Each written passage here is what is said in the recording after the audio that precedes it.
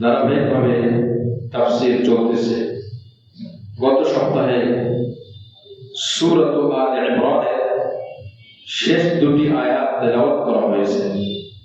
199 ও 200 দুটি আয়াতের উপরে আলোচনা হয়েছে। শেষ আয়াতে অল্প কিছু কথা বাকি ছিল। শেষ আয়াতের সার কথা হলো 4টি,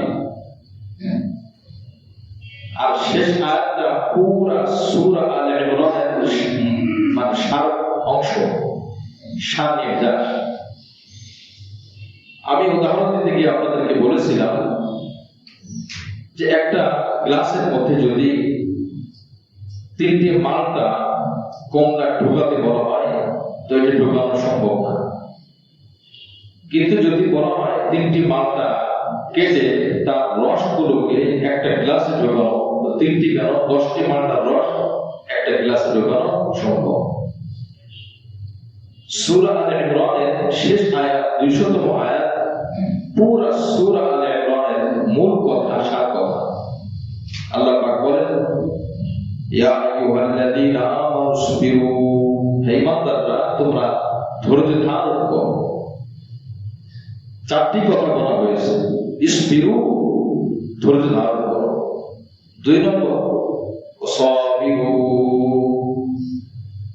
3 নম্বর ওয়ারাবিতু, 4 নম্বর ওয়াত্তাকুল্লাহ। এই 4টি কথা আল্লাহ পাক বলেছেন। আমরা বেশি বিস্তারিত কথা শোনার আপাতত প্রয়োজন নাই। অল্প কথা বলে আমরা সূরা নিসার দিকে চলে যাব। তো 4টি কথা, কারণ জীবনে এই 4টি জিনিস যদি চলে আসে, এই 4টি বিষয় যদি চলে আসে, ফলাফল কি হবে?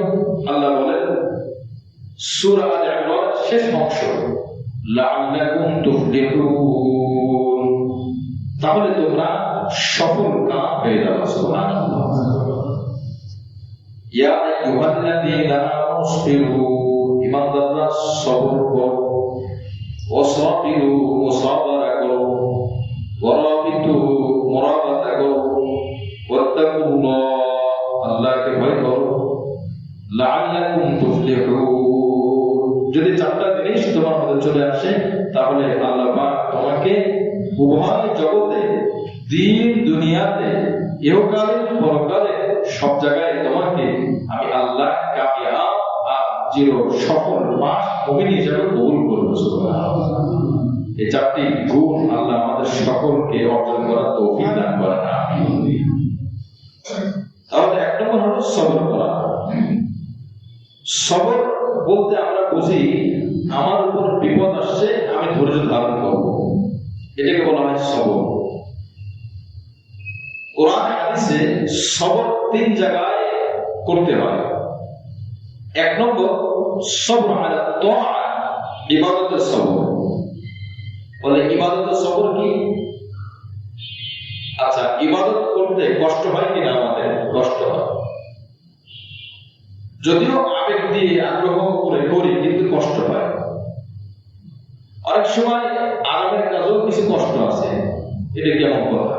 হ্যাঁ, উদাহরণস্বরূপ ঝালমুড়ি খাচ্ছে, ঝালমুড়ি মশলা দিয়ে ঝালমুড়ি খাচ্ছে, তো স্বাদ লাগতেছে, আবার চোখ দিয়েও পানি বের হয়, মুখ দিয়েও ঘাম বের হচ্ছে। এত ঘাম কেন? বলে ঝাল লাগতেছে। কথা তো সত্য। তা খায় কেন? বলে মজা লাগতেছে। তো ঝাল লাগলে আপনি খান কেন? বলে মজা লাগে। তো মজা লাগলে খাবে কেন? বলে ঝাল লাগে। দ্বিমুখী না? না। এই জন্য অনেক কাজ কষ্ট, কিন্তু যদি কোনো মুমিন ঈমানদার হয়, ইবাদত কষ্ট, রোজা রাখা কষ্ট, কোরআন তেলাওয়াত করা কষ্ট, তাহাজ্জুদ নামাজ পড়া আসলে কষ্ট।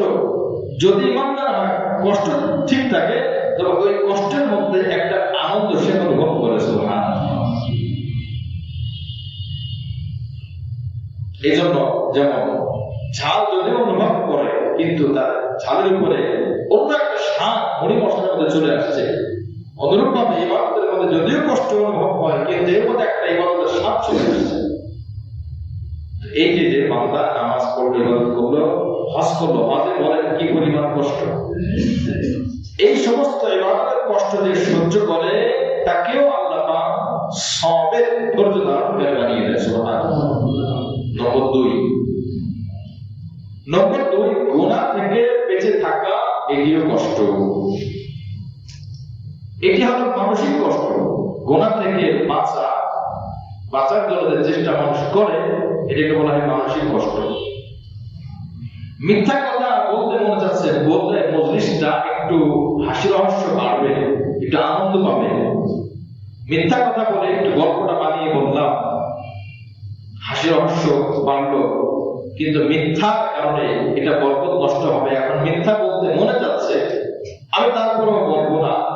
আমার এই বৈঠক, আমার আড্ডা যদিও রসালো না হয়, আনন্দের না হয়, আমার মনে যাচ্ছে বলতে আনন্দময় করার জন্য, কিন্তু আমি বলবো না। এই যে কষ্ট হচ্ছে, এটাকেও বলা হয় এক প্রকার সবর। যে ব্যক্তি গুনাহ থেকে বাঁচে সেও সবর অর্জন করলো। وإنها لكبيرة إلا على الخاشعين يا أيها الذين آمنوا استعينوا بالصبر والصلاة তোমরা ধৈর্য ধারণ করো সালাতের মাধ্যমে, নামাজের মাধ্যমে। তো নামাজ পড়তেও সবর লাগে। 2 নম্বর, গুনাহ থেকে বাঁচতেও সবর লাগে, কষ্ট হয়। ভিন নারী, বড় নারী, মোবাইলে অশ্লীল ছবি আসে, দেখতে মনে যায়, চোখটাকে ফিরাইতে কষ্ট হয়। আমি আল্লাহর ভয়ে চোখটা ফিরায় রাখলাম, এটাও একবার কারো সবর। এই জন্য মুহাদ্দিসিনরা বলেন 2 নম্বর সবর হলো যে ব্যক্তি গুনাহ থেকেও বাঁচে, আল্লাহ পাক তাকেও সবরের মর্যাদা দান করে। সুবহানাল্লাহ। নম্বর 3 অসবরু ফিল বালা। মানুষের বিপদ আসে, কষ্ট আসে, শারীরিক বিপদ, আর্থিক বিপদ, এই সমস্ত বিপদ যখন মানুষ ধৈর্য ধারণ করে, এটাকে বলা হয় সবর।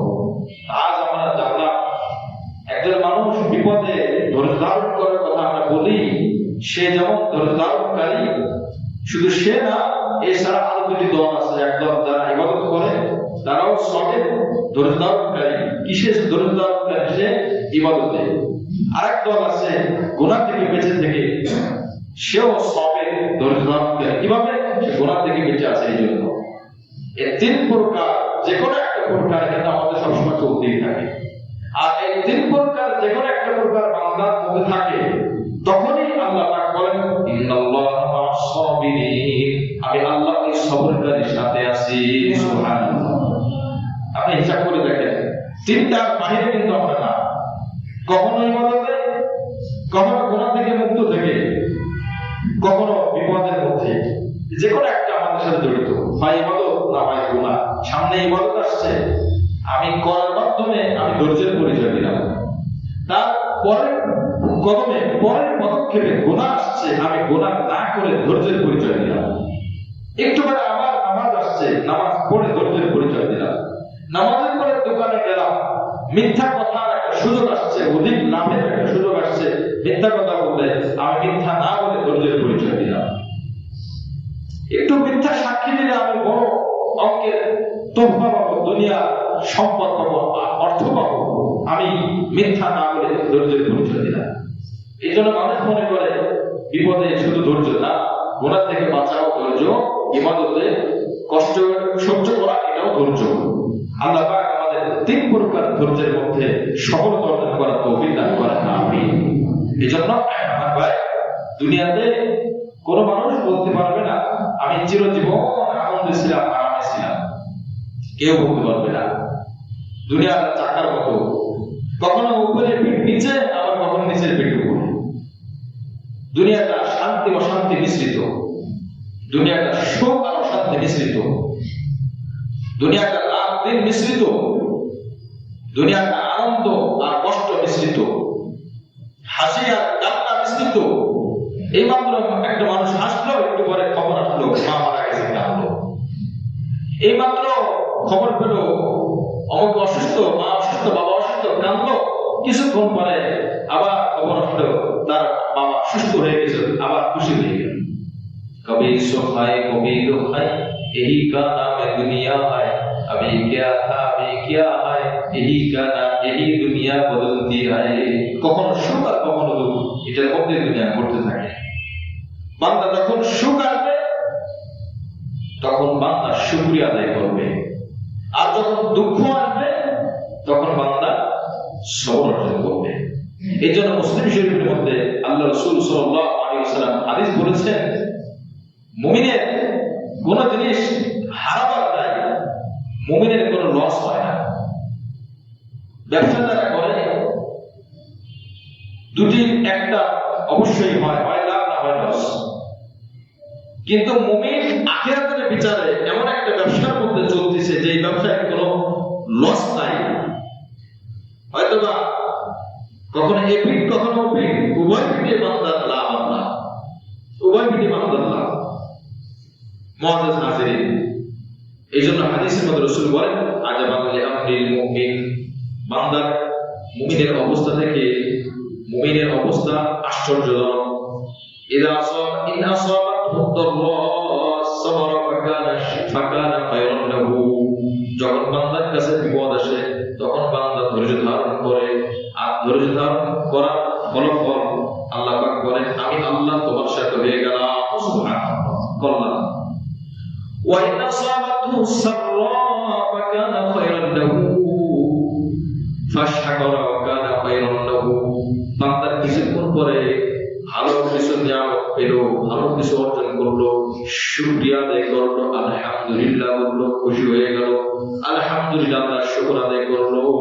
আল্লাহ পাক বলেন এটা বান্দার জন্য কল্যাণকর। এজন্য বান্দা যদি বিপদে পড়ে তার মর্যাদা বাড়ে, যদি নিয়ামত পায় শুকরিয়া আদায় করে বান্দার মর্যাদা বাড়ে। এটাই হলো বান্দার সবর। 2 নম্বর সবর, অসাবিরু, শত্রুর মোকাবিলায় দৃঢ়তার সাথে থাকা, শত্রুর বিপরীতে দৃঢ়তার সাথে থাকা। এই সাবিরের এক বিশেষ উদ্দেশ্য হলো জিহাদের ময়দানে মুসলিমরা কাফেরের বিরুদ্ধে দৃঢ়তার সাথে যুদ্ধ করে যাবে, এটাই হলো মুসাবারা। আর এক অর্থ হলো বান্দা শয়তানের সাথে সার্বক্ষণিক লড়াই করে স্থির থাকবে, শয়তান যেন কখনো তাকে নিচে ফেলতে না পারে, কখনো যেন নিচে ফেলতে না পারে, সদা সর্বদা যেন সে উপরেই থাকে, আর শয়তান যেন নিচে থাকে। কারণ শয়তানের সাথে বান্দার লড়াই সার্বক্ষণিক চলে, হয় গুনাহ দিয়ে, না হয় আপনার নেকি দিয়ে। কিভাবে? ইবাদতের সময় আসছে, শয়তান ধোঁকা দেয়, ইবাদত করিস না, বান্দা বলে এই যে আমি করলাম, তো শয়তান হেরে গেল, বান্দা জিতে গেল। সুবহানাল্লাহ। গুনাহের অবস্থা আসছে, শয়তান বলে কর, বান্দা বলে করবো না, বান্দা জিতে গেল, শয়তান হেরে গেল। এই জন্য বান্দার জীবনে আদেশ আর নিষেধের সাথে জড়িত। যখন ইবাদত আসে শয়তান বলে করিস না, বান্দা করলো না, শয়তান জিতে গেল, বান্দা হেরে গেল। গুনাহের অবস্থা আসছে, শয়তান বলে গুনাহ কর, বান্দা গুনাহ করলো, শয়তান জিতে গেল, বান্দা হেরে গেল। এই জন্য লড়াই চলবে সদা সর্বদা বান্দা এবং শয়তানের। জিহাদ সব সময় থাকে না, তবে জিহাদের দৃঢ়তার সাথে থাকতে হবে। এর অর্থ সাবিরু, একটা হলো ধৈর্য ধারণ করা, একটা হলো দৃঢ়তার সাথে থাকা। এ হলো 2 নম্বর। নম্বর 3, ওয়ারাবিতু, মুরাবাতা করা। মুরাবাতা কি? তো প্রথমটা পাইলাম ধৈর্য ধারণ করা, কয় ক্ষেত্রে? 3 ক্ষেত্রে। ইবাদতে, গুনাহ থেকে বেঁচে, বিপদে, এই 3 ক্ষেত্রে। রাসূল আলাইহিস সালাম বলেন যে বাহাদুর কি বলতে পারো? শক্তিশালীকে? সবাই বলে যে লড়াইয়ে অন্যকে হারিয়ে দেয়, নিজে বিজয় হয়, মারামারিতে যে নিজে উপরে ওঠে, সেই তো বাহাদুর, সাহসী। রাসূল বলেন না, লাইসা শাদীদু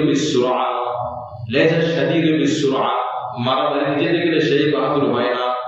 ইন্নামা শাদীদ, বাহাদুর ওই ব্যক্তি, সাহসী ওই ব্যক্তি, আল্লাযী ইয়ামলিকু নাফসাহু ইনদাল গাদাব, ওই বান্দা যখন কঠিন রাগ হয়, রাগের সময় নিজেকে নিয়ন্ত্রণ করতে পারে, এই বান্দা হলো সবথেকে সাহসী। জোরে বলে সুবহানাল্লাহ। আচ্ছা, আমাদের মধ্যে অনেকে এমন আছে না, রাগ হলে নিজেকেও চেনে না, নিজেকে নিয়ন্ত্রণ করতে পারে না। তাহলে এই সবথেকে ভীরু রাসূলের এই হাদিসের মধ্যে, মুসলিম শরীফের হাদিস। অথচ এই মানুষটা সবার সামনে লড়াই জিতে আসে, কাপ পেয়ে যায়, কিন্তু যখন রাগ হয় নিয়ন্ত্রণ করতে পারে না, নিয়ন্ত্রণ করতে পারে না। এই ব্যক্তি সব থেকে কাপুরুষ আর সব থেকে ভীরু। আল্লাহ রাসূল বলেছেন, ইন্নামাশ শাদীদু আল্লাযী ইয়ামলিকু নাফসাহু ইনদাল গযব। বাহাদুরের সাহসী ওই ব্যক্তি যতই রাগ হোক না কেন নিজেকে নিয়ন্ত্রণ করতে পারে, নিজেকে নিয়ন্ত্রণ করে চলে। বলে রাগের সময় নিয়ন্ত্রণ থাকে না, থাকে না, তবে চেষ্টা করবে। এই হাদিসটা তখন খেয়াল করবে যে ব্যক্তি রাগের সময় নিজেকে নিয়ন্ত্রণ করবে। আল্লাহ রাসূল বলেন ওই ব্যক্তি আল্লাহর কাছে সাহসী বান্দা। সুবহানাল্লাহ। আল্লাহ আমাদেরকে সাহসী বান্দা হিসেবে কবুল করেন। আমি তো ধৈর্য ধারণ করব। নম্বর 1। নম্বর 2, মুসামারা, ধৈর্যের উপরে দৃঢ়তার সাথে থাকবো, মোকাবেলা করবো, লড়াই করবো দৃঢ়তার সাথে। শয়তানের সাথে আমি দৃঢ়তার সহিত, ইস্তেকামতের সহিত, স্থিরতার সহিত আমি লড়াই করে যাব। জিহাদের ময়দানে, যুদ্ধের ময়দানে স্থিরতার সহিত যুদ্ধ করা, জিহাদের ময়দানে ভেঙে আসা এমন গুনাহ, এই গুনাহ কখনোই মাফ হবে না। মারাত্মক গুনাহ জিহাদের ময়দানে। এই জন্য 2 নম্বর মুসাফির। 3 নম্বর রাবিতু, এর অর্থ হলো সীমান্ত পাহারা দেওয়া।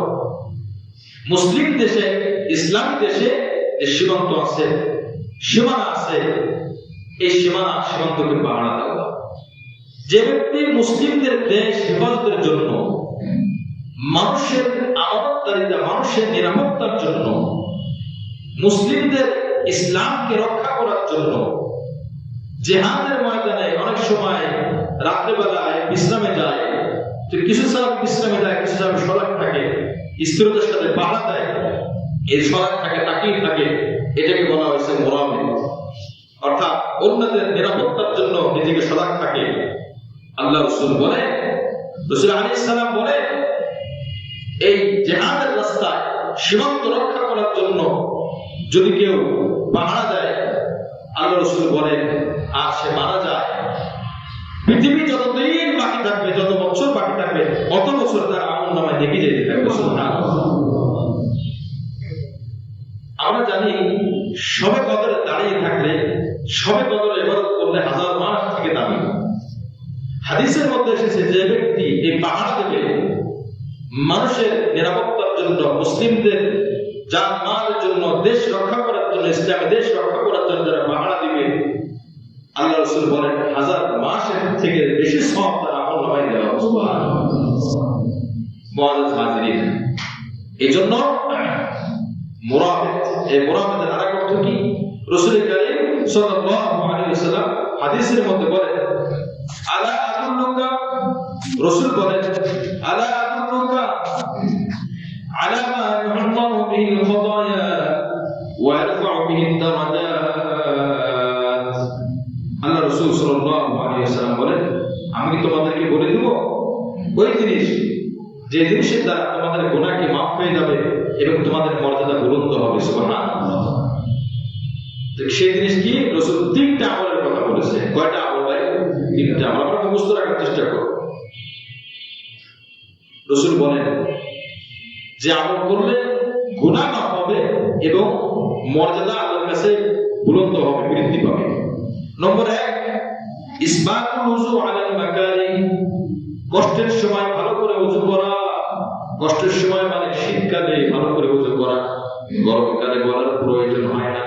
গরমকালে গরম দূর করার জন্য মানুষ এমনি পানি বেশি ব্যবহার করে। এই জন্য হাদিসে রাসূল বলে ইসবাতুল ওযু আলাল মাকারি, সুন্দর করে ওযু করা। আমরা কিন্তু 2 জায়গায় অতিরিক্ত করি। গরমকালে পানি এত ব্যবহার করি, পানির অপচয় হয়ে যায়। রাসূল আলাইহিস সালাম বলেছেন ওযু করে গুনাহগার হইও না। রাসূল আলাইহিস সালাম হাদিসের মধ্যে বলেন সাগরেও যদি ওযু করো, নদীতেও যদি ওযু করো, পানি অপচয় করো না। সাহাবী প্রশ্ন করেন, ইয়া রাসূলুল্লাহ, সাগরের পানি আবার অপচয় হয় কেমনে? আমি উঠাইলাম আবার পানি নিচে ছেড়ে দিলাম, অপচয় হলো কিভাবে? রাসূল বলেন 3 বারের জায়গা বেশি ধরছো, বেশি ধরতে করো না, এটা অপচয়। পানি যতটুকু তোমার লাগবে, 1 কুলি পানি লাগবে, তুমি 10 কুলি পরিমাণ পানি নিলা, এটা অপচয়। সুতরাং ওযু করে গুনাহগার না হও। এজন্য আমাদের শহরে, বিশেষ করে শহরগুলো, আমরা যারা শহরে বসবাস করি। ওযু গোসলে আমাদের প্রচুর পানি, বিশেষ করে ওযুতে প্রচুর পানি ব্যবহার হয়। তার একটা বড় কারণ সিস্টেম। কল থেকে যখন পানি পড়ে এটা তো আসলে আটকে রাখা যায় না। আমি মুখ ধুচ্ছি, আমি হাত ধুচ্ছি, কল চালু আছে, পানি পড়তেছে, কিছু করার থাকে না, আমরা নিরুপায়। তবে কিছুটা হলো অপচয়ের পরিমাণটা কমিয়ে আনা সম্ভব কিনা? সম্ভব। কিভাবে? বাসায় আপনি পরীক্ষা করবেন, ওযু করার সময় একটা বালতি নিচে রাখবেন, বালতি নিচে রেখে এরপর ওযু করে দেখেন। আমি বলতে পারি সুন্দর করে সুন্নাত তরিকাতে আপনি ওযু করেন। রাসূল আলাইহিস সালামের হাদিস আসছে, আল্লাহর হাদিসের মধ্যে আসছে রাসূল যে পরিমাণ পানি দিয়ে ওযু করতেন ওইটার পরিমাণ নাসাই শরীফের হাদিস আসছে, ওই পরিমাণ পানি হলো 1 থেকে 1.5 লিটার। 1 থেকে 1.5 লিটার পানি সুন্নাত তরিকায় ওযু করতেন। এখন আমরা বালতির নিচে রেখে কল ছেড়ে ওযু করব, ওযু করে দেখবেন মিনিমাম 7-8 লিটার পানি পড়ে যায়। পরীক্ষা করে দেখবেন। এখন এটা অবজার্ভ করব কি, যদি সম্ভব হয় আপনার বাথরুমে মগ থাকে, গোসল করা মগ থাকে, মগের পানি নিয়ে বেসিনের উপর রেখে যদি সম্ভব হয় আপনি মগ থেকে পানি নিয়ে ওযু করবেন।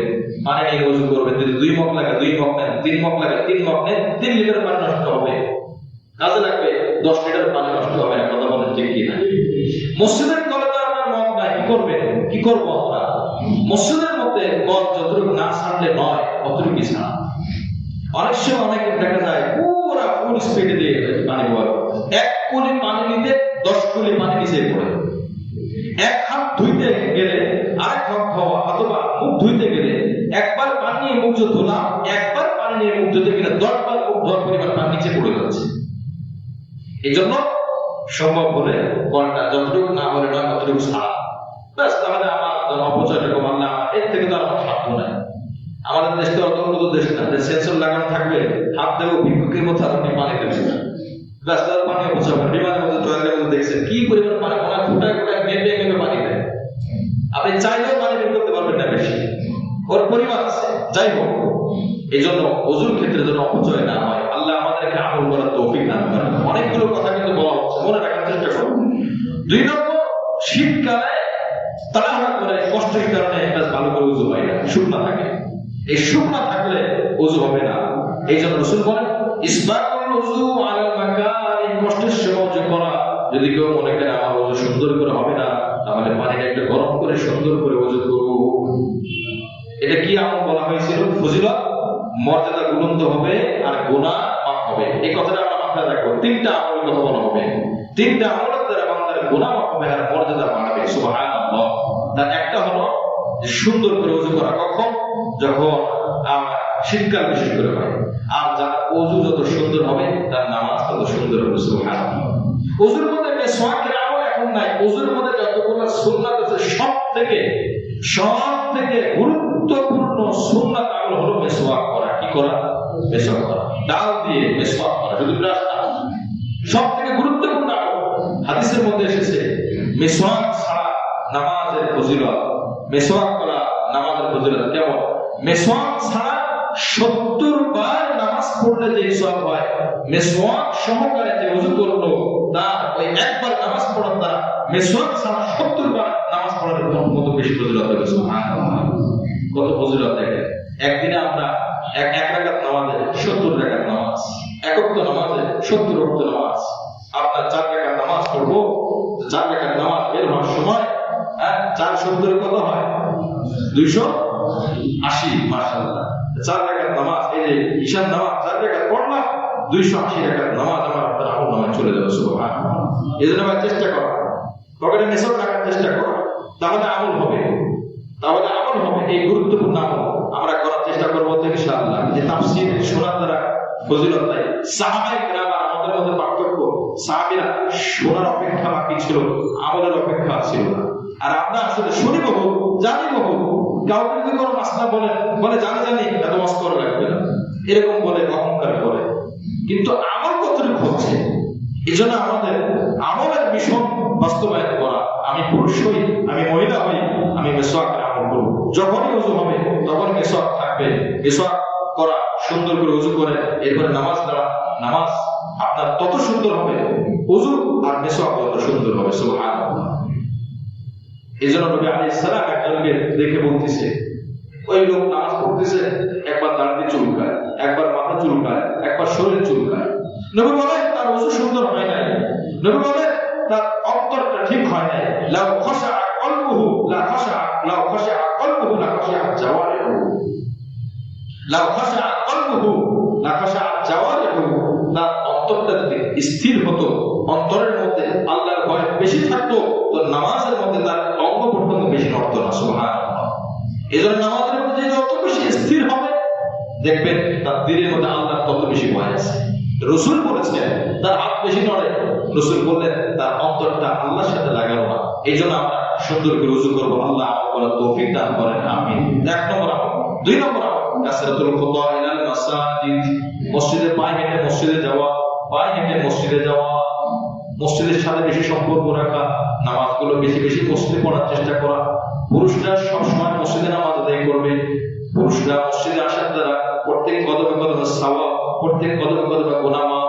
হাদিসের মধ্যে রাসূল বলেন, বাসা থেকে ওযু করে যে পুরুষ মসজিদে আসলো নামাজ আদায় করার জন্য, আস্তে আস্তে আল্লাহ পাক তার আমলনামায় উমরা করার সওয়াব দান করলেন। সুবহানাল্লাহ।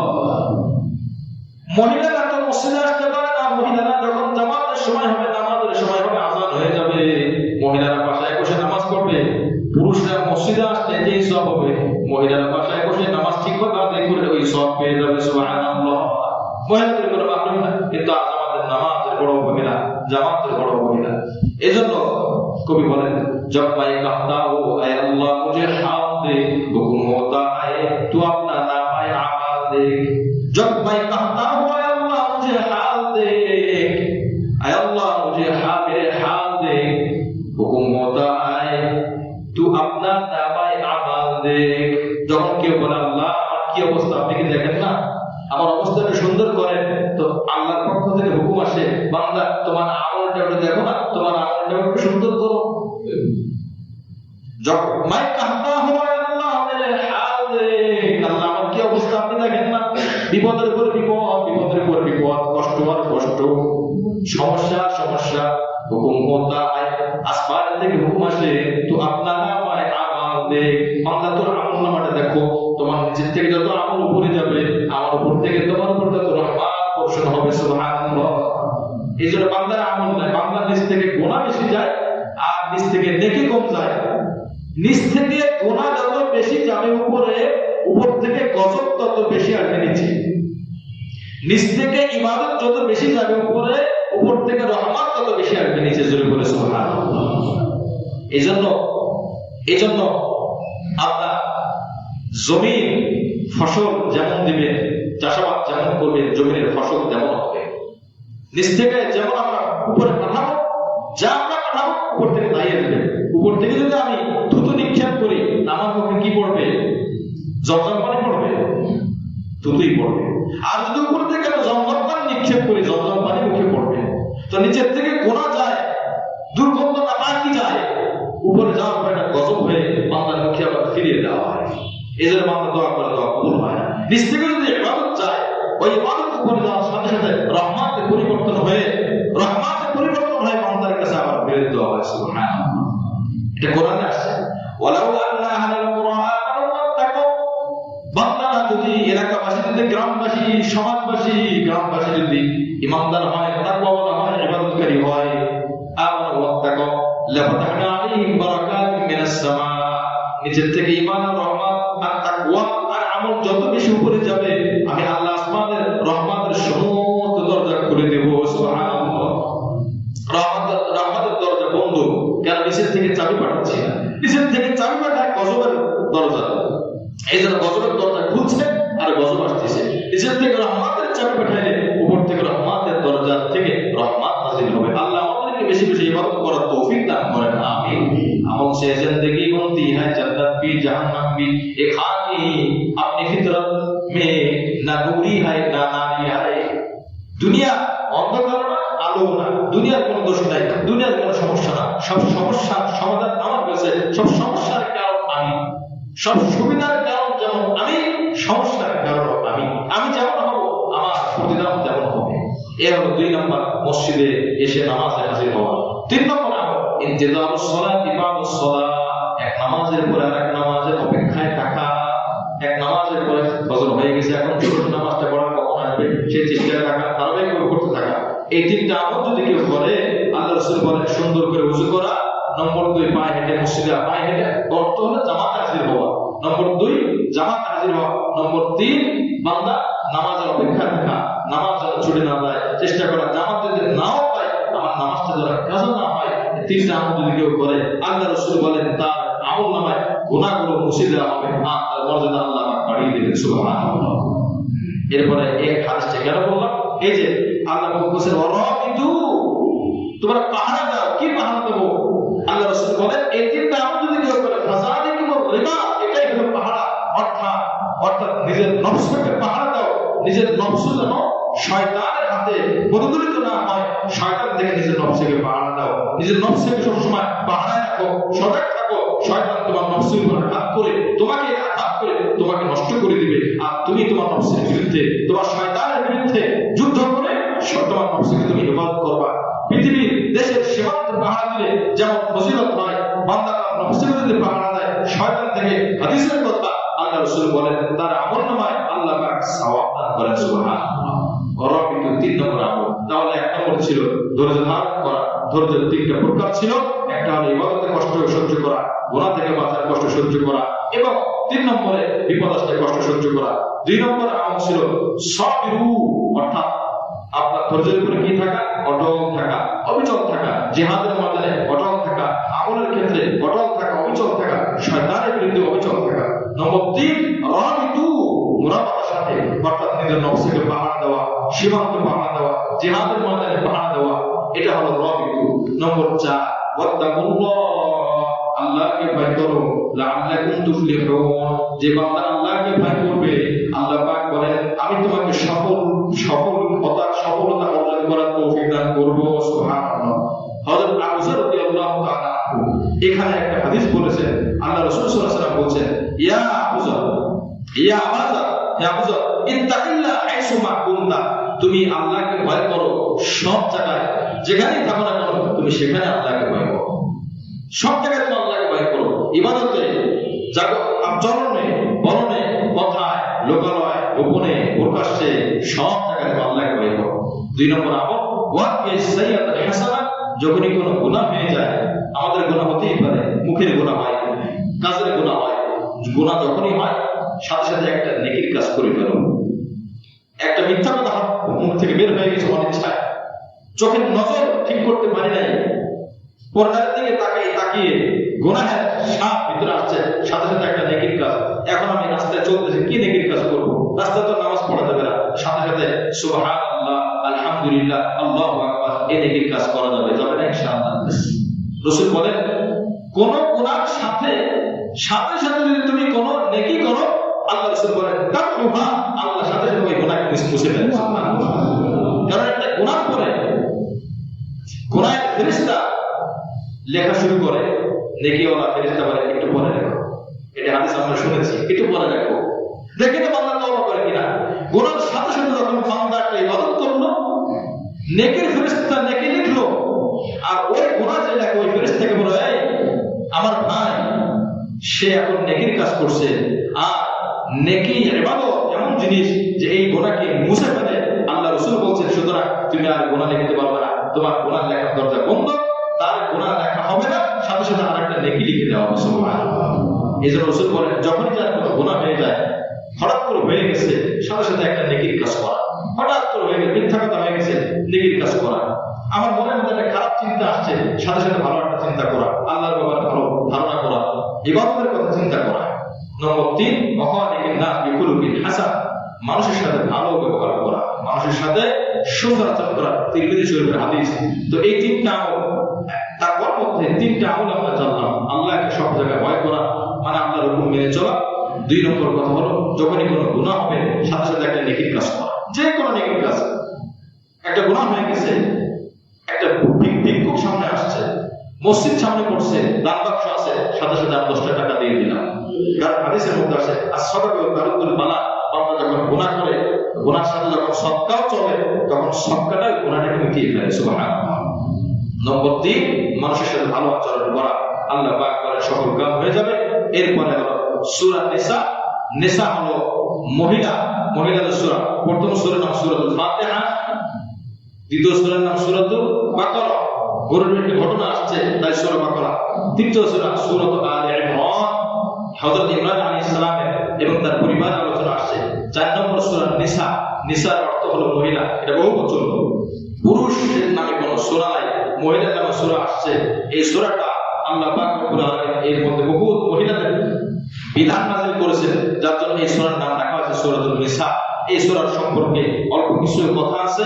আল্লাহ পাক তৌফিক করলে এই সূরার প্রথম আয়াত বা প্রয়োজন অনুযায়ী যতটুকু আয়াত আমাদের সম্ভব আগামী সপ্তাহে ইনশাআল্লাহ আয়াতগুলো আমরা তেলাওয়াত এবং তাফসীর শুনবো। আর সূরার প্রারম্ভিক কিছু আলোচনা আছে। সূরাতে 176টি আয়াত আছে। এই সূরার সম্পর্কে সূরা শুনতে পুরো সূরার মধ্যে সারসংক্ষেপ কি আছে সেটা ইনশাআল্লাহ আমরা জানবো। এরপরে এই সূরা প্রথম আয়াতের মধ্যে আছে আমাদের সমাজে একটা রেওয়াজ আছে, কথা আছে যে পুরুষের পাকা আগে থেকে মহিলাকে সৃষ্টি করা হয়েছে। এই সম্পর্কে আপনার ভিত্তিহীন কিছু বর্ণনা আছে, ভিত্তিহীন কিছু কথা আছে। আবার এই সম্পর্কে বিশুদ্ধ যে হাদিস আছে সেটাও ইনশাআল্লাহ আমরা জানবো। মহিলাদের সূরা, মহিলাদের সম্পর্কে এই সূরার মধ্যে বহুত মাসআলা আসছে। এই সূরার বেশিরভাগই এখন মাসআলা।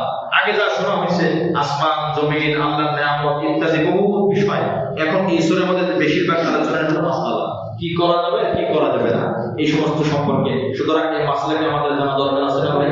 ধাপে ধাপে ইনশাআল্লাহ আপনি আপনার শুক্রবারের সময়টা, ঈশার পরের সময়টা দেওয়ার চেষ্টা করেন। ইনশাআল্লাহ অনেক মাসআলা জানতে পারবেন যেগুলো আগে আমরা জানতাম না। আল্লাহ পাক আমাদের সকলকে সহিভাবে আমল করার তৌফিক দান করেন। আমিন।